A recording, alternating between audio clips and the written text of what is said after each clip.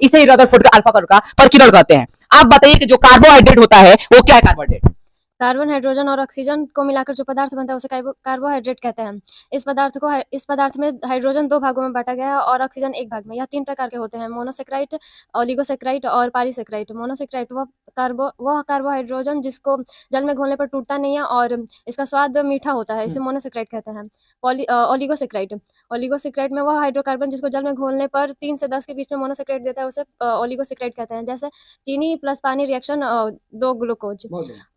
Polysaccharide वह hydrocarbon जिसको जल में घोलने पर 10 से ज्यादा मोनोसेक्राइड देता है, उसे पॉलीसेक्राइड कहते हैं। जैसे स्टार्च और पानी। बहुत बढ़िया। यानी इन्होंने बताया कि जो कार्बोहाइड्रेट होते हैं वो 3 चीजों से मिलकर बना होता है। कार्बन, हाइड्रोजन और ऑक्सीजन से ये पदार्थ मिलकर बने होते हैं। जो ये कार्बोहाइड्रेट होते हैं इसमें हाइड्रोजन 2 भाग होता है और ऑक्सीजन 1 भाग होता है। इन्होंने थोड़ा सा गलती बोल दिया कि हाइड्रोजन जो होते हैं 2 भाग में बांटा गया है, उसको बांटा नहीं गया है, वो 2 भाग होते हैं। जैसे मान लो कि हाइड्रोजन 2 गो है तो ऑक्सीजन उसमें 1 होगा। हाइड्रोजन अगर 20 गो है तो उसमें ऑक्सीजन 10 गो होंगे, यानी आधा होंगे। ठीक, जो कार्बोहाइड्रेट होते हैं उसको 3 भागों में बांटा गया है। कौन कौन? तो मोनोसेक्राइड, ओलिगोसेक्राइड और पॉलीसेक्राइड। मोनोसेक्राइड ऐसा कार्बोहाइड्रेट है जिसको जल में घोलने पर वो टूटता नहीं है, उसका स्वाद जो होता है मीठा होता है। और ओलिगोसेक्राइड जो होते हैं उसको अगर जल में घोला जाएगा तो वो टूटेगा, लेकिन 3 से 10 तक मोनोसेक्राइड ही देगा, उसे ओलिगोसेक्राइड कहते हैं। और जो पॉलीसेक्राइड होता है उसको जल में घोलने पर वो टूटता है, लेकिन 10 से ज्यादा मोनोसेक्राइड